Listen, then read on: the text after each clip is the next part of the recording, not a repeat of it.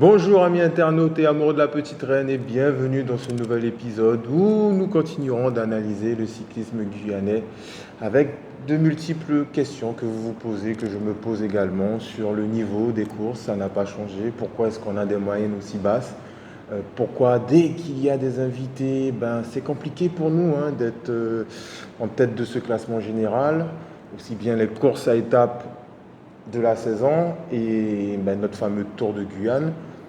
Pourquoi est-ce que notre discipline n'attire pas, le cyclisme n'attire pas plus que ça? Pourquoi est-ce qu'on voit des jeunes qui ne se bousculent pas au portillon? Donc, nos invités, on va dire mes invités, ont déjà répondu plus ou moins à certaines des questions. Certains parlent de manque de moyens, manque de cohésion lors des courses quand il y a des invités. Et puis, je le dis, d'autres aussi parlent d'un nouveau souffle, voilà, un changement au niveau du comité. Et donc voilà, quand on prend tous ces cas de figure-là, on peut comprendre pourquoi est-ce qu'on en est à là, mais ce n'est pas fini puisque j'aurai encore d'autres invités et ça continue aujourd'hui avec un nouvel invité. Donc pour ma part, je me présente, je suis Keddy Hort et avec moi on rentrera toujours au cœur du peloton. Et pour m'aider à rentrer au cœur de ce peloton, j'ai la chance de recevoir Corinne Buzaret de l'USL Montjoly Orange. C'est plutôt un honneur pour moi d'être ici. Merci d'avoir pensé à moi. Merci à toi d'être venu. Je sais que c'est compliqué. Alors Corinne, bien sûr, n'est pas au cœur du peloton, n'est pas au cœur des coureurs cyclistes, mais elle est quand même au sein de son club. Je suis première vice-présidente de l'USL Montjoly Orange depuis 9 ans maintenant, depuis 2016. Ah ouais. Sachant que je suis dans le club depuis ma naissance, puisque c'est un club, la section cyclisme a été créée en 1981. Je suis âgée de 37 ans maintenant. Mon père a toujours été dans le club depuis sa création. Il a également été président. Donc je l'ai toujours épaulé, accompagné dans les différentes démarches et j'ai toujours été autour des démarches administratives, les coureurs. D'accord. Toujours là. Ok. Écoute, tu as déjà commencé un peu la présentation au niveau du club. Mais qui est Corinne Buzaret? Est-ce que tu peux te présenter un petit peu sans rentrer dans trop de détails? Comme je le disais, j'ai 37 ans, je suis mère de 2 enfants, je suis dans le cyclisme, première vice-présidente, comme je le disais, depuis 2016. Je suis aussi diplômée éducateur fédéral.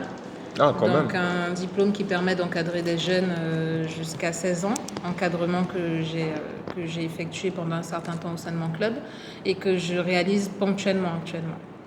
En fonction des besoins, par rapport à ma vie privée, c'est une organisation que voilà, j'ai mis ma vie de famille un peu en avant ces derniers temps, donc j'ai pris un peu mes distances, mais je reste tout aussi présente dans la partie administrative de mon club. Je fais partie des petites mains qu'on ne voit pas. Ouais, important de le signaler, ouais. Et sinon, dehors de ça, je suis ancien coureur. Donc j'ai pratiqué la discipline, à l'époque c'était à partir de la catégorie minime, donc à partir de 13 ans, parce qu'il n'y avait pas du tout de compétition organisée pour les catégories Benjamin. Donc même si je montais déjà à vélo, j'ai commencé la compétition à partir de 13 ans, jusqu'à l'âge de 16-17 ans, puisque ma mère, le bac arrivant, m'a demandé de prioriser mon année scolaire. Donc j'ai arrêté et en même temps j'ai eu des soucis de santé au niveau de mon genou, de ma rotule qui était... C'est dû à quoi ça? Un usage du cartilage. Dû au mouvement de rotation par rapport à la croissance, voilà.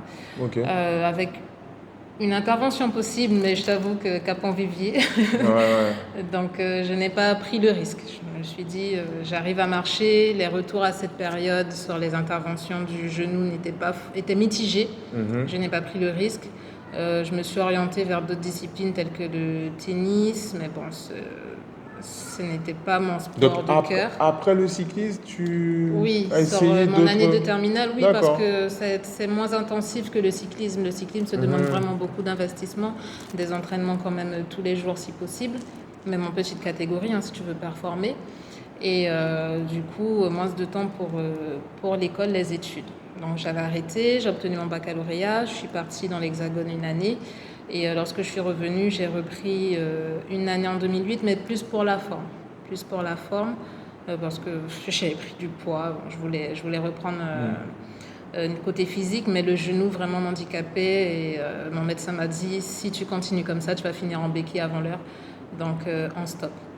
Et sinon... Mais il manque une chose là dans ta présentation. Là. Quoi Non, il manque pas quelque chose Je sais pas, Miss Ah Non C'était avant ou après ça Non, ça c'était bien après. Ah d'accord. C'était en 2012, rien à voir. Ah d'accord. C'était vraiment là un changement d'orientation. C'est pour ça que j'en parle, parce que tu parles effectivement d'une autre discipline. Mais écoute, j'ai quand même été élue en 2012 sur le thème des Jeux Olympiques et j'avais présenté le cyclisme. Donc le cyclisme me suit vraiment partout. Ouais. Et sinon, pour en revenir à mon parcours, je le dis là, j'en profite, on pense souvent que j'ai été championne. Mais non, je n'ai pas été reconnue championne. Je dis bien pas été reconnue championne parce que durant toutes mes années de pratique, je courais toutes catégories confondues. Donc j'ai toujours été confrontée aux seniors filles féminines. Et lors des championnats, du coup, c'était un titre de championne, toutes catégories confondues. Donc effectivement, j'arrivais première de ma catégorie, donc minime 1, minime 2, j'arrivais première, mais je n'ai jamais eu de maillot de champion. Donc c'est vrai que dans le peloton, les amoureux de la petite reine depuis plusieurs années m'appellent championne, mais je n'ai jamais eu de maillot de championne. Et c'est arrivé aux catégories cadettes, avant que je n'arrête, que j'étais en mesure de rivaliser avec les seniors, que j'ai obtenu 2 titres de vice-championne. Première vice-championne, deuxième vice-championne. Et comment tu l'as vécu ça Toujours première cadette, mais bon, je l'ai très mal vécu. Je l'ai très mal vécu, puisque ce sont des dérogations qui ont été prises par le président Thiver à cette période. Ce n'étaient pas des choses appliquées dans le national. Et lorsque vous écriviez au national pour dénoncer ce genre de choses, on vous disait que la Guyane avait un fonctionnement à part. Donc voilà. Ça date de plusieurs années, ça. Et aujourd'hui, les féminines sont récompensées par catégorie. Ouais. Par catégorie, quel que soit le nombre au sein du peloton.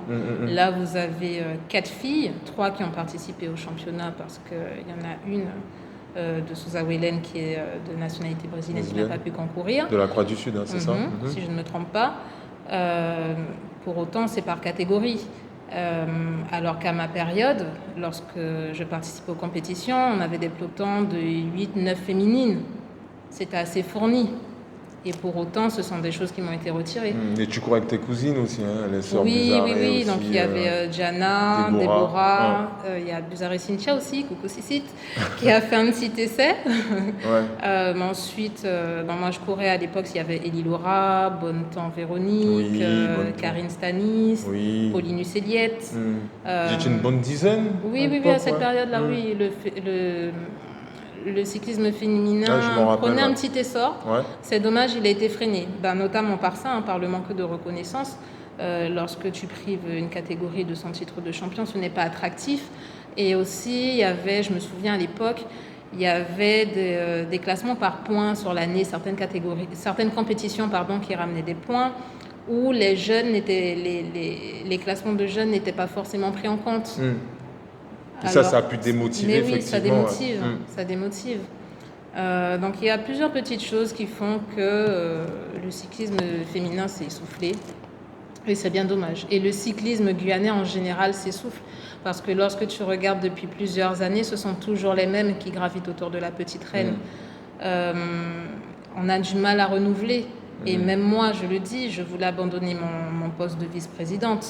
Mais qui est-ce qui va prendre le relais? Je ne peux former personne à l'heure actuelle. Personne ne se sent la responsabilité d'assumer tout ce que j'assume. Parce que j'assume beaucoup de choses. Je suis vraiment polyvalente au sein de mon club. Donc, il faut de la visibilité sur notre sport. Il faut créer des événements qui vont le mettre en lumière, qui vont attirer la jeunesse et qui ait une politique d'accompagnement vraiment. Donc des petits villages, comment changer une roue, je ne sais pas, quelque chose pour attirer. Je vois, alors tu mets, Corinne, tu mets le pied dans le plat, ça c'est sûr. On aura le temps d'y revenir puisque là effectivement on sent que tu as beaucoup de choses à dire, c'est très intéressant. Ben, on aime hein, au cœur du peloton, ça c'est ce qu'on aime. On aime quand nos invités parlent et disent les choses telles quelles. On va revenir quand même sur ton club. Tu as dit que ça fait 7 ans, c'est ça que tu Oui, es. depuis 2016 que je suis Voilà, première donc que tu es vice-présidente. première vice-présidente. Comment ça se passe au sein de l'USL Montjoly Orange? Alors j'ai parlé en intro de la difficulté pour les clubs de faire venir effectivement les jeunes. Comment tu expliques ça au niveau de la commune de Remire-Montjoly, où quand même c'est une agglomération où il y a pléthore de jeunes? Pourquoi ça n'attire pas en fait plus que ça? Il y a plusieurs freins pour attirer les jeunes. Déjà, le premier, c'est le coût du matériel. Parce qu'un jeune qui va dire à ses parents, maman, papa, je veux faire du vélo, il faut investir déjà dans un vélo. C'est onéreux. On le voit bien, l'évolution des familles. Nous n'avons pas que des familles aisées, de plus en plus de familles monoparentales. Assumer la charge d'un vélo, ce n'est pas évident. Donc de notre côté, par exemple, à l'USL Montjoly Orange, on essaye de faire l'acquisition de vélos. Nous ne sommes pas les seuls. Hein. Je vois bien des petites annonces, par exemple le VCG, j'avais vu une annonce aussi. On essaye de récupérer, mais ça aussi, il te faut des bénévoles. Je dis des bénévoles parce qu'au sein du club, il n'y a que des bénévoles qui puissent entretenir le matériel, le réparer, le fournir aux jeunes, être capable de le réparer lorsqu'il y a des soucis. Donc ce que nous faisons, nous commandons du matériel, nous le mettons à disposition à moindre coût pour nos coureurs. Donc c'est toute une organisation à avoir. Et il y a aussi la détermination des jeunes. J'ai envie de dire, lorsque je les encadre maintenant, je vois bien lorsque je suis sur les compétitions, la détermination n'est pas la même. C'est notre génération. Oui, c'est ça, c'est notre génération. C'est pas la vraiment. nôtre. Non, Ouais. ce n'est pas la nôtre. Ouais. Et, lorsqu'on pratiquait auparavant, j'ai l'impression qu'on mettait beaucoup plus de ferveur. On s'appliquait dans ce qu'on faisait, on se donnait de la rigueur, une hygiène de vie ça n'a pas forcément le même intérêt pour tous maintenant. Donc il faut pallier à ça. Il faut aussi faire avec les goûts des jeunes. Alors maintenant, tu vas leur proposer un vélo en alu, ils vont te regarder sur le côté en te disant... Alors qu'ils n'ont encore rien gagné. Ouais. Ils veulent être beaux avant de performer. Non. Donc tu débutes, tu peux commencer avec du petit matériel sans trop être regardant. Le vélo il est abîmé, non. Maintenant, il y a ça aussi. Mais est-ce qu'on souffre pas aussi, excuse-moi, je te coupe la parole, je t'en prie. est-ce qu'on souffre pas aussi d'une vitrine? Puisqu'on sait très bien que pour faire adhérer, quelle que soit la discipline, il faut qu'on ait une vitrine. Est-ce que aussi vous souffrez pas de ça au niveau de l'USL Montjoly? Ne serait-ce que dans votre club, la vitrine, c'est qui? Alors, la vitrine, nous avons Jean-Jean Mario, qui a fait ses débuts dans le club et qui est encore là jusqu'à maintenant. Pour une vitrine, c'est une vitrine, il fait des coucous à la télé. Ah oui, c'est toujours, Donc, c'est toujours une autant. vitrine. Après, nous avons la chance depuis l'année dernière, avec notre sponsor officiel Orange, d'être en contact avec une directrice de communication qui, je ne sais pas si vous l'avez vu, la publicité, Avant le tour. un panneau 4x3. Avant le tour, oui, ça, avant l'année le tour dernière. de Guyane, des oui. petits spots publicitaires. Donc, qui essayent de travailler là-dessus. Nous avons sur les réseaux sociaux nos pages aussi, mais c'est encore ça, il faut pouvoir les alimenter. Il faut pouvoir les alimenter, voilà. Il faut toujours quelqu'un derrière. Donc, je me rappelle à l'époque, j'avais créé un site, mais c'était moi qui l'entretenais. Si je travaillais cette facette-là, là maintenant, j'ai délégué à quelqu'un dans le club qui m'a proposé, que je remercie d'ailleurs, la fille de Monsieur Racan, Rachel, qui s'est dévouée pour gérer les pages du club. Donc il faut toujours avoir des petites mains un peu partout et on reste dans du bénévolat. Quand on voit l'investissement à avoir et le retour, comme certains coureurs disent, que j'ai déjà pu entendre, c'est pas le vélo qui nous nourrit. Donc tu le fais par amour d'eux, mais l'amour d'eux, c'est pas notre génération, c'est pas la génération actuelle. Et je trouve qu'on répète ça souvent là maintenant. Oui. C'est pas le vélo qui me donne. En fait, quand ils disent ça, j'ai l'impression que, mais ils ont tout dit. C'est-à-dire, plus par passion. Voilà. Enfin, la passion ne prend pas le dessus. On n'est pas à un stade d'être passionné pour la performance. Non, c'est cela. Pour la gagne. C'est ça. On est là pour faire, pour. Donc il y en a qui attendent une motivation pécuniaire, un peu plus de récompense. Il y en a qui le font pour la satisfaction personnelle, mais voilà, c'est compliqué. C'est compliqué. Et en termes de nombre de licenciés au niveau du club, vous êtes à combien? 40 de licenciés.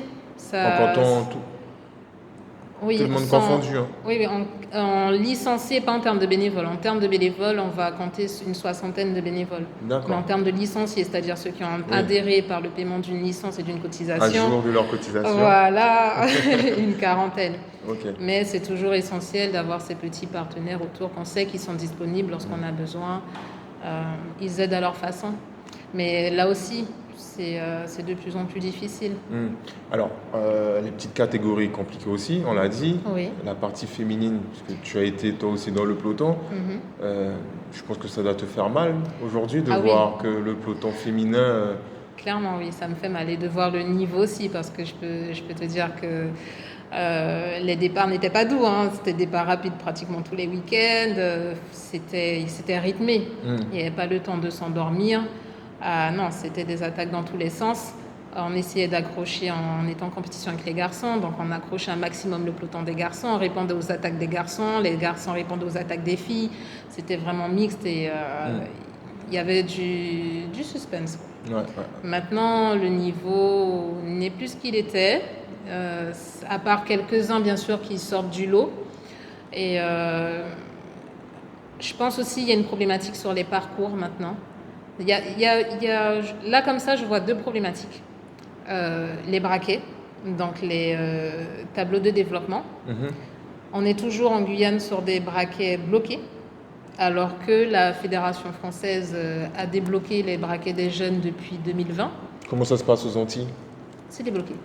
D'accord. Donc, sauf pour...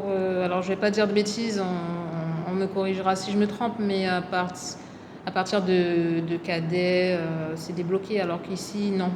Et je me rappelle qu'à l'époque, braquet limité. junior, c'était bloqué un C'était moment. bloqué. Et là, je crois que c'est fini. Là, ça. c'est fini pour Ouais. les juniors, mais chez les jeunes, on est toujours bloqué. Ok. Alors que ça ne l'est plus sur le tableau de développement de la FFC, parce que ici, en commission, je crois que c'est en commission technique qu'ils ont décidé de le faire. Donc ça aussi, c'est contre-performant. Ouais, Parce que du coup, les coureurs ne peuvent pas s'exprimer, utiliser leur plus haut potentiel. Et puis, il y a une problématique des parcours aussi que j'ai remarqué. À l'époque, je ne vais pas dire à l'époque parce que je ne suis pas si vieille que ça, mais lorsque je participais aux compétitions, on avait plus des parcours qui allaient vers Fourgassier, Roural, à Comté. Alors on en a parlé, oui, avec Mario Jondia, Attila par Cabassou. exemple. L'état des routes, Corinne. Mais l'état des routes, et moi, pour être dans l'organisation dans mon club, il y a une autre problématique, c'est qu'on cherche à mettre en avant maintenant des sponsors. Donc, on va chercher à faire des compétitions devant la vitrine du sponsor. Mais c'est votre cas. Nous, notre cas, non. Parce que nous, nos compétitions, donc c'est le mémorial des défunts de l'USM Montjoly et le Grand Prix Orange. Donc, le Grand Prix Orange ne se déroule pas devant une boutique. On déplace des banderoles pour la visibilité du sponsor. Cela dit, nous avons quand même des exigences, un cahier d'exigences à remplir. Et il faut que ça soit une compétition qui draine du public, qui attire du monde. Et le circuit que nous avons trouvé, même si il est difficile à changer, c'est un parcours qui nous permet d'avoir une visibilité sur les coureurs sur deux points, qui permettent d'être sur le bord des routes à l'ombre, de voir les coureurs passer, de permettre une animation. En fait, on a un cahier des charges, si j'ai envie de dire. C'est comme une entreprise. Et c'est vrai qu'on n'a pas les mêmes libertés, souplesse. Alors, j'entends, bien sûr, on a un sponsor, on a un cahier des charges, il n'y a pas de souci. Alors j'abordais aussi ce sujet-là avec les coureurs et je disais, mais ce sont aussi les clubs qui proposent un parcours et on l'a vu, j'ai donné l'exemple de l'USL Montjoly-Orange, le Grand Prix des défunts, par exemple, de l'USL Montjoly, c'est le même parcours depuis une dizaine d'années, voire plus. Il y a autre chose à voir aussi quand tu organises une compétition maintenant, c'est qu'il faut... Alors, il y a l'état de la route. Il faut l'accord de la préfecture, parce que ça, ne l'oublions pas, nous en sommes tributaires. Et il faut du personnel de sécurité. Selon l'endroit où tu vas, il faut que tu mobilises un certain nombre de personnes. Lorsque, par exemple, là, ce week-end, le championnat des jeunes s'est déroulé entre notre circuit, entre l'ancienne route de Rémire et la route de Dégradé-Cannes. Il a fallu demander à chaque club de fournir 2 signaleurs. Et encore, la couverture sur le parcours était insuffisante. Donc, il y a tout ça aussi qui est à prendre en compte. Quand tu vas sur certains parcours, il faut mobiliser un certain nombre de personnes. Donc c'est ça le problème. Il faut, en tant que club, tu dois aussi, ça dépend du budget que tu as pour l'organisation de la course, parce qu'il te faut aussi financer une ambulance. Parce que plus tu t'éloignes d'un centre de secours, si tu t'éloignes d'un centre de secours, tu as l'obligation de mettre en place une ambulance. Donc tout ça, ce sont des frais également. Je pense qu'il y a plusieurs petites choses qui ont changé la donne maintenant. Et on pourrait aussi se dire qu'on va faire un peu plus de compétition dans l'Ouest parce que là-bas, la route le permet, se préparer un peu plus autour de Guyane. Mais c'est pareil, faire déplacer tous les clubs du littoral vers l'Ouest, c'est un coût. Mais là, le club du Maroni, là, ils ne seront pas d'accord avec vous, là. Non, parce que ça, oui, eux, c'est à l'année. Franchement, sincèrement, je les félicite. Je les félicite. Et quand je vois les résultats de Benjamin Bousquet et tous les autres,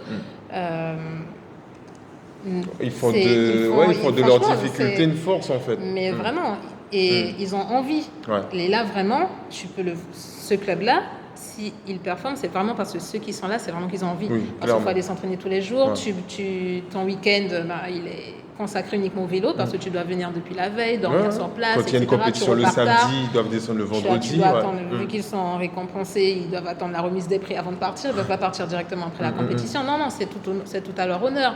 Après, ils sollicitent des subventions pour cela, et des subventions qui nous seront refusées à nous, Club du Littoral. Donc, parce qu'ils considèrent que nous, on n'est pas de l'Ouest, donc puisque le maximum de compétition a lieu sur le littoral. Nous, si on va solliciter une subvention pour participer à un Grand Prix qui se déroule dans l'Ouest, on n'y aura pas droit. Donc, c'est difficile. Quand tu participes à, par exemple, un Grand Prix sur 3 jours dans l'Ouest, il faut compter 1 300 € si tu as une équipe en ligne. Si tu as sur 2 jours, et encore en gérant comme nous on gère, c'est-à-dire à l'USL Montjoly, on a pris l'habitude de gérer notre budget un peu, de pas trop, que ça soit pas trop expansif, dormir, alors pas forcément chez l'habitant, pour le staff éventuellement chez l'habitant, les coureurs un peu à l'hôtel ou bien un peu de Airbnb maintenant. Bon, il y a plusieurs solutions de logement maintenant, mais on va essayer de minimiser les dépenses. Mais ça reste un coût. Alors, ça reste un coût aussi. Tout ce dont tu nous parles là, ce sont des frais, les frais du club, on va dire. Ça, c'est à vos frais. Il n'y a pas d'aide du comité, par exemple. Est-ce que le comité peut avoir aussi son mot à dire ou, Le comité soulage actuellement ceux qui peuvent nous proposer. Ils le font lorsqu'ils le peuvent. Ils le font lorsqu'ils le peuvent sur l'hébergement. Donc, on négocie un certain tarif. Pour quelle compétition Là, comme ça, ce sera plutôt le Grand Prix de l'Ouest. Ou bien, ça dépend si c'est avec la communauté des communes de l'Ouest, qui propose différents hébergements avec des tarifs déjà négociés. Des repas aussi, comme ils font des repas collectifs, donc un peu nous soulager là-dessus. Donc, ils essayent d'apporter leur contribution.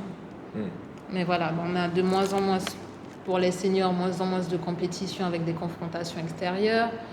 Il y a pas mal de choses à voir. Ok, donc pour le parcours, on comprend bien, c'est la particularité de ce territoire, les distances. Tu as parlé d'ambulance, il faut qu'il y ait tout à proximité aussi lors des départs et des arrivées. Mais quand même, Corinne, je parle d'une compétition que vous organisez chaque année. Ok, j'entends, le bénévolat est très compliqué. Mais après, sur la performance des coureurs, le fait de les faire tourner sur le même circuit, toujours du plat par exemple, est-ce que tu ne crois pas que faudrait... Lequel de circuit? Parce que l'ancienne route, ça permet... Comme je te disais, il faut jongler avec les deux. Allez, on peut le mémorial des défunts. Après, l'exigence aussi, c'est d'animer la commune. Donc, on est un petit peu sur Rémière-Montjoly et après, on part sur Matoury. Mais oui, lorsque tu fais une demande de subvention à la commune... En termes de performance, on est vraiment sur la performance des coureurs. Oui, mais bon, faut motiver la subvention différemment. Enfin, bon. Parce que quand tu fais la demande de subvention vers la commune, c'est pour valoriser la commune. Lorsque tu fais la demande de subvention vers la CTG, le problème, c'est qu'on est limité sur le nombre de subventions par catégorie. Donc, il faut pouvoir trouver des sponsors. Ouais. C'est Ouais, c'est un aspect compliqué. pécunier en C'est fait. compliqué, ouais, c'est Tout compliqué. a un rapport à l'argent. Et Mm. là, du coup, il y a eu la crise sanitaire Covid. Voilà. Tout le monde est un peu plus réticent. Tout le monde est en train de sortir la tête de l'eau après quelques années à se débattre. Ce n'est pas évident. Ce n'est pas un sport phare comme aux Antilles. Comme aux Antilles. Quand tu vas voir une compétition cycliste aux Antilles, mais il y aura la ferveur de la population. Tu vas barrer une route, mais personne ne va râler. Ouais. Les gens vont faire le détour, ils vont prendre leur mal en patience, ils vont descendre de leur voiture. Ici, c'est compliqué ça aussi. Ouais. On va empêcher à certains de circuler avec leur jet ski et les cyclistes sont mal vus. Non, mais Ils vont aller vers la Comté, là, on va créer un bouchon. Et on n'a pas 10 000 On est- routes. Ouais, on n'a pas 10 On 000 n'est pas routes. apprécié, Ouais, on n'est pas apprécié. Les coureurs sont insultés parce qu'ils roulent 2 par 2 à l'entraînement. 2 par 2, Oui, c'est puis on n'a pas, pas c'est les pas énorme infrastructures, hein, ouais. quand On tu n'a pas les- regardes. Et puis ça fait partie de l'exercice de tourner comme ça. Il faut effectivement être en 2 par 2. Non, on n'est pas aidé. Alors, les plus grosses difficultés, pour faire le point, clairement, les plus grosses difficultés que vous rencontrez au sein du club de l'USL Montjoly Orange. Alors, ce ne sera pas qu'au sein du club USL Montjoly Orange, c'est l'essoufflement des bénévoles. Du coup, ça revient à ce que je disais au début, pas suffisamment de visibilité sur notre sport, pas assez attractif et toujours les mêmes qui sont présents, toujours les mêmes familles qui sont présentes. Si tu regardes les dirigeants, c'est très vieillissant. Si tu regardes la moyenne d'âge, alors là, je ne l'ai plus en tête, la moyenne d'âge dans mon club. Maintenant, la FFC nous a mis en place des espaces clubs et ça te calcule les moyennes d'âge. Dernièrement, je regardais la moyenne d'âge dans mon club, c'est vieillissant. Est-ce que tu as la moyenne d'âge du peloton? Là, comme ça, je ne pourrais pas te dire. Mais je sais que c'est une étude qui peut être intéressante à faire.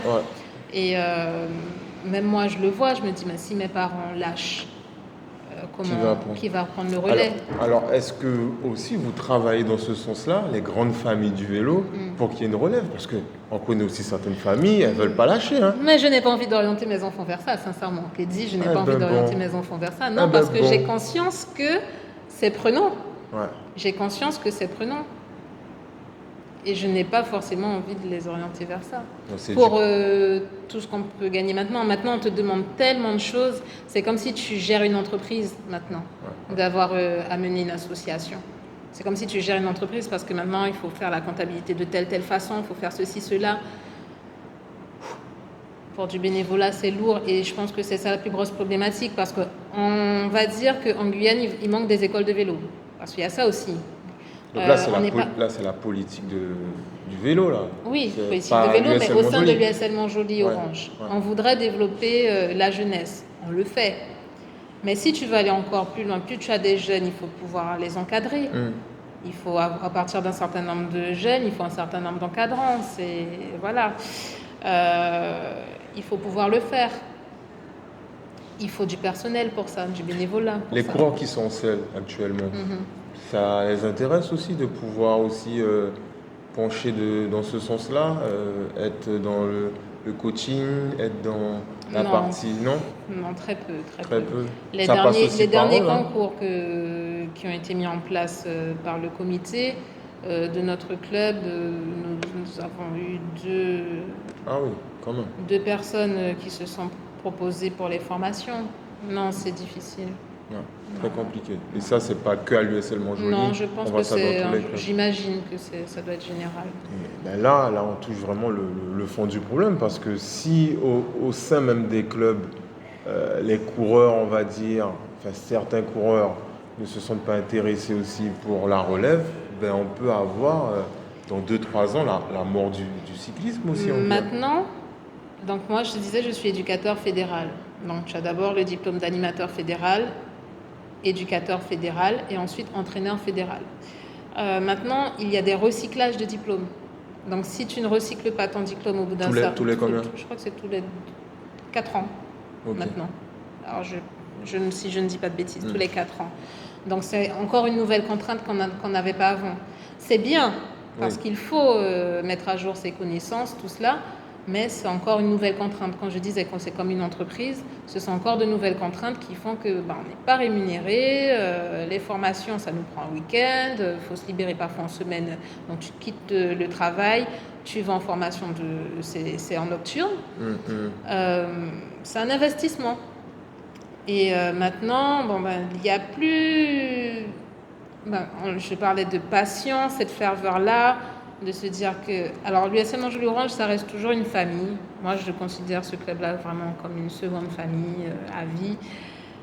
On essaye de maintenir cet esprit famille, mais ce n'est pas forcément évident. Donc, les gens ne s'investissent pas de la même façon. C'est vrai que quand cet esprit famille, les liens, ça oui, ça c'est pas pareil.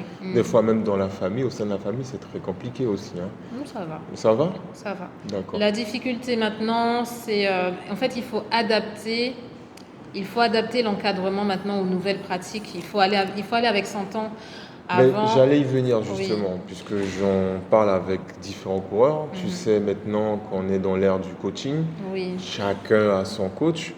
Alors je sais qu'à l'USL Montjoly, il y en a qui ont des coachs. Voilà, Damien Lavertin, il a dit clairement. Mario Jondia aussi en a eu, mais là cette année il a dit qu'il apprend à connaître son corps. Très bien. Tu as parlé des formations. Comment est-ce que vous arrivez à jongler avec ça? Donc en aidant en gros l'ancien modèle, plus ou moins, avec les formations d'éducateurs, tout ça là. Et il y a des cyclistes, des coureurs qui ont leur coach.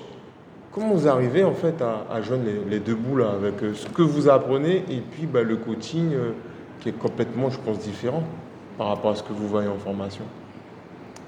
Après,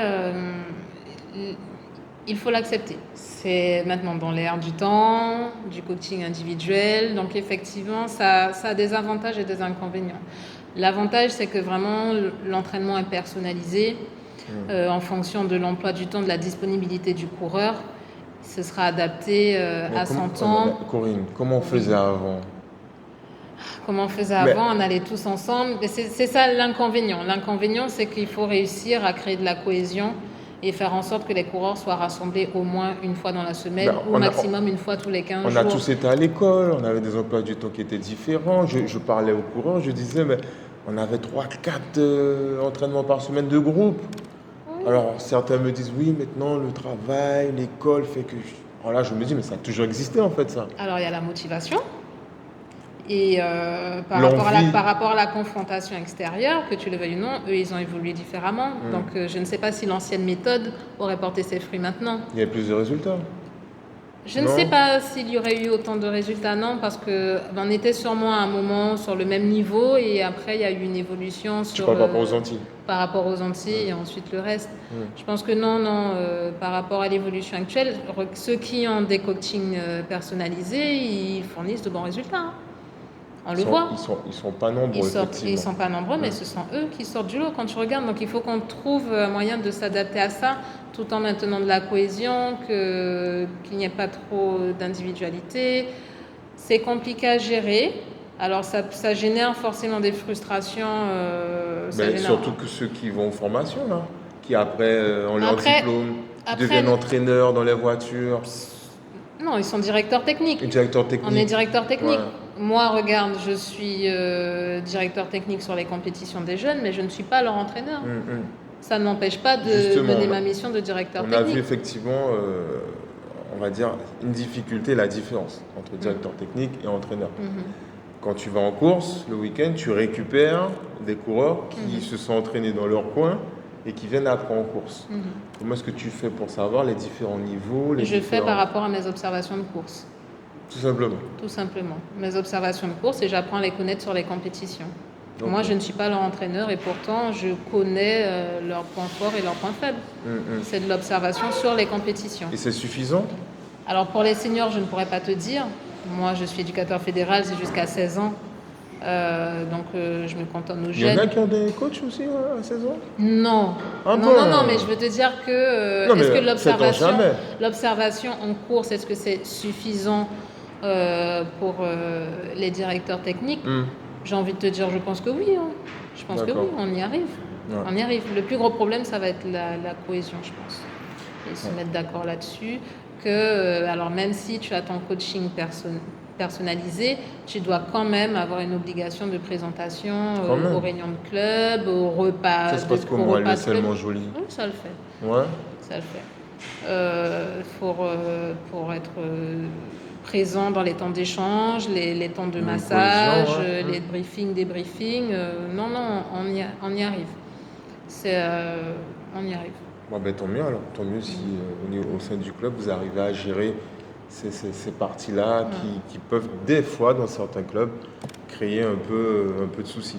Alors, tu as parlé en début d'interview, effectivement, de personnes, d'un système qui est toujours là, on va dire, on va pas se cacher, qui est là depuis des années, qui démotive, qui peut aussi, toi, te démotiver à certains moments au sein de ton club.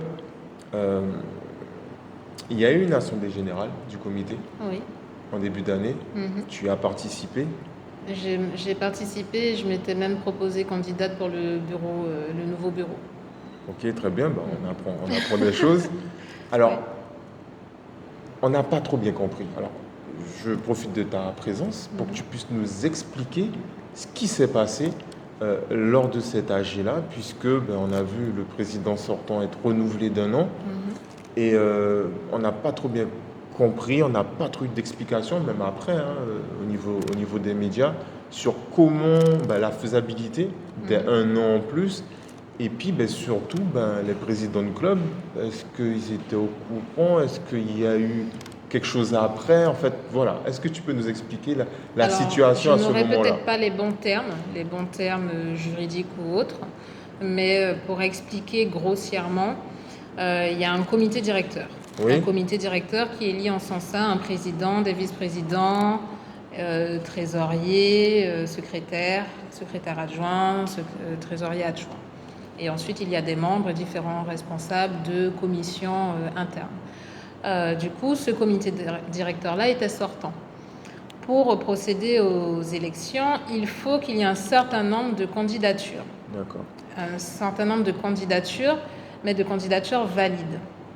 D'accord? Donc, ce qui n'était pas le cas, sous un règlement qui, à l'époque, n'avait pas été distribué. Voilà, c'était là le grand débat parce qu'en fait, il y a eu une assemblée générale.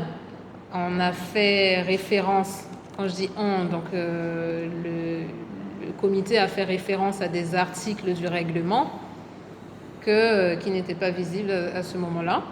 Et jusqu'à ce jour? Les statuts ont été distribués par la suite, D'accord. mais pas avant les élections. C'est une faute. Ok. Parce que normalement, moi, par exemple, en tant que nouvelle candidate, je devrais recevoir une confirmation de mon dépôt de candidature avec le règlement. On fait état du règlement sur les documents, mais bon, voilà. Donc, ce qui s'est passé, c'est qu'il n'y avait pas le quota suffisant de candidatures. Donc, on ne pouvait pas procéder aux réélections du comité directeur. Donc, le président a demandé à renouveler, alors sous quel terme, je ne sais plus, d'1 an. Mais il fallait avoir l'avis des différents présidents de club. Ils ont accepté. Donc c'était à main Voilà. levée? Oui. D'accord. Donc, ils ont accepté pour une nouvelle année. Donc, en espérant que la prochaine Assemblée générale, il y ait suffisamment de candidatures valides pour procéder aux élections. Donc combien de clubs n'ont pas accepté? Un seul, si je ne me trompe pas. Le VCG. D'accord. Ok. Et l'USL Montjeu-le-Orange s'est abstenu? Je ne sais pas abstenu. L'avis était favorable. D'accord. Ok. Très bien. Ok. Donc, validation de la majorité des clubs. C'est cela. Je t'avouerai que ben, maintenant que c'est un peu plus clair, sur le moment, on s'est dit, mais est-ce que les clubs ont validé ça? Est-ce qu'ils ont même compris ce qui se passait? Je ne vais pas te mentir. Il faudrait Est-ce qu'ils ont compris ce qui se passait là, puisque ben, c'était presque du jamais vu?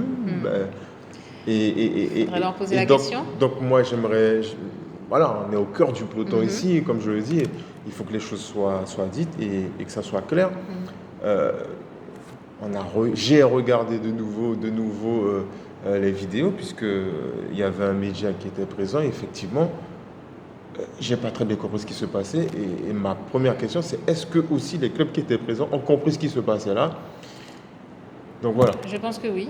Mais en fait, le président actuel il connaissait le dénouement de cette Assemblée générale, puisque dès le début, il savait qu'il n'y avait pas le nombre de candidatures, il savait très bien vers où il allait, vers sa réélection. Donc chaque fin de mandature, il dit qu'il ne se représente pas, mais au final, le coût était calculé. Il aurait pu, je sais pas, comme je le dis, moi en tant que candidate, je n'ai pas eu d'accusé de réception de ma candidature, je n'ai pas eu d'invitation à l'Assemblée. Je l'ai su par les réseaux sociaux, enfin par l'invitation de mon président de club, que l'Assemblée générale se tiendrait tel jour, telle heure, à tel endroit. Mais rien que ça, c'est une faute Donc, grave déjà. alors du coup, les personnes ne peuvent pas, lorsque tu ne fais pas de retour écrit sur la candidature de quelqu'un en disant votre candidature a été reçue, elle est complète et validée, ce n'est pas donner l'opportunité aux personnes dont le dossier est invalide de présenter un nouveau dossier correct dans le temps qui était imparti de présentation de candidature. Tu vois les petites choses qui sont faites. Et c'est pour ça que tu es là, pour que tu puisses vraiment nous C'est éclaircir. sournois, c'est sournois. Donc comment te dire que ce n'est pas calculé? De dire tu ne veux pas te représenter, mais au final, tu ne fais pas en sorte qu'il y ait le quota en termes de candidature pour que les élections se fassent. Pourquoi tu ne donnes pas d'accusé de réception? La personne, parce qu'il y a eu des petites choses, alors il y a eu un débat sur 2 coureurs que je ne vais pas citer parce qu'on sait, bon voilà, ils ont des contraintes qui sont discutables, mais sur les autres candidatures qui ont été rejetées pour une erreur de le document mal rempli, etc., pour moi c'est une bassesse, quoi. Donc ok, d'accord. Donc il y a quand même une volonté derrière, je trouve, de rester à ton poste. Mais on se rend compte que d'année en année, c'est quelque chose qui se reproduit. Et on parlait des personnes qui sont dans le cyclisme depuis plusieurs années. Mais c'est ces personnes-là qui valident, on va dire. Qui valident ça au final, tous les oui. 4 ans. Au final, oui. Puisque, comme je le disais, l'élection se fait au sein du comité directeur. Donc, à partir du moment où il sait qu'il va avoir son maximum de votes à l'intérieur, il passe et personne ne veut prendre la relève. Donc, ceux qui voudraient prendre la relève sont empêchés. On ne leur laisse pas cette chance. Et le problème, c'est cette élection au sein du comité directeur. Donc, à partir du moment où, alors je vais certainement m'attirer des foudres en disant cela, mais à partir du moment où il a placé ses pions au sein du comité directeur, il sait qu'il aura un maximum de voix et qu'il va repasser. On peut me dire tout ce qu'on veut, c'est calculé tout cela. Et le problème, c'est que quelqu'un qui dirige depuis autant de temps, qui dirige à sa façon, alors il a de bons et de mauvais côtés. Attention. Il y a des choses qu'il fait bien, il y a des choses qu'il va mettre il ne va pas apprécier le terme de dictateur, mais c'est cela en fait. Parce qu'au final, les autres n'ont pas leur mot à dire. J'ai entendu l'interview de Patrice de Naïs-Cando lors du championnat du contre-la-montre par le média qui était présent, lorsqu'il lui demande quels sont les coureurs de la prochaine sélection. Il n'est pas capable de répondre alors qu'il est... même il a dit qu'il n'était pas le sélectionneur. Il a dit qu'il était responsable de stratégie de course. Déjà donc déjà, on sait très bien que qui est-ce qui valide? C'est le président. Il a main mise sur tout. Il a main mise sur tout. Donc c'est difficile de travailler, d'apporter du neuf. Mais on se rend compte que c'est des choses qui datent de 15-20 ans, quasiment depuis. Et j'ai l'impression qu'il tient certains clubs sous emprise. Est-ce qu'au niveau de l'USL Montjoly-Orange, est-ce que vous aussi vous tapez du poing sur la table pour que ça cesse un jour? Non, non. Pas assez fort? Pas assez fort. Pas assez fort. Ou bien en tout cas, il y a des tentatives, mais elles sont timides et elles ne sont pas suivies par les autres présidents de club. Alors je ne suis pas présente, moi je suis première vice-présidente, j'ai volontairement pris mes distances sur certaines choses, je ne souhaite pas m'impliquer davantage, je suis fatiguée, mais c'est en commission technique qu'il faut faire avancer les choses. Donc c'est bien beau un club, mais si on va taper... Oui, mais c'est l'union qui fait la force. Donc un club va soulever une problématique, il faut que les autres présidents de club s'associent et ne pas se dire ah oui mais j'ai peur de parler, j'ai peur des répercussions que cela pourra avoir sur les coureurs de mon club, ou bien oui mais il m'a permis, je ne sais pas moi, je vais peut-être fabuler, mais il m'a permis d'avoir une subvention là, il m'a aidé dans ça, bon j'ai pas envie de poignarder dans le dos. Mais non, en fait, il faut pas voir les choses comme ça. Il faut arrêter d'être dans cette politique-là. C'est pour ça qu'on n'avance pas. Il faut pas perdre de vue. Il faut pas perdre de vue que notre objectif c'est l'évolution du cyclisme. Et on est là, à accepter tout et n'importe quoi, toujours des dérogations pour la Guyane, comme là pour les braquets bloqués. C'est pas faire du bien à la jeunesse que de maintenir un braquet bloqué. Alors, des petites choses comme ça. Bon, j'étais pas là en commission technique quand ça s'est fait tout cela, mais il y a des choses qui se font. Comme je t'ai dit, je prends mes distances. Je suis pas forcément un jour de tout ce qui se passe, mais il y a des blocages. En tout cas, on sent à travers tes mots qu'il y a de l'agacement et on va pas dire du fatalisme, mais presque à certains moments, puisque on entend aussi au sein du peloton qu'il y a des gens qui ont quitté le navire parce qu'ils sont démotivés, parce que ça n'avance pas. Et je pense que, comme tu le dis, il faudrait faut avoir l'esprit de groupe, l'esprit pour avancer, pour faire évoluer la discipline.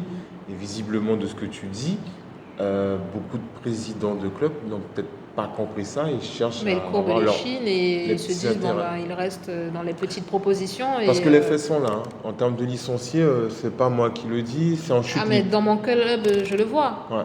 On était, je disais 60 bénévoles, mais il fut un temps, on était à 60, 70, on est déjà monté jusqu'à tout ça de licenciés. Et là, maintenant, on se bat pour être à nos départs, à la création de la section cyclisme de l'USL Montjoly, parce qu'à l'époque, du coup, c'était USL Montjoly, tout sport confondu, il y a eu la section cyclisme.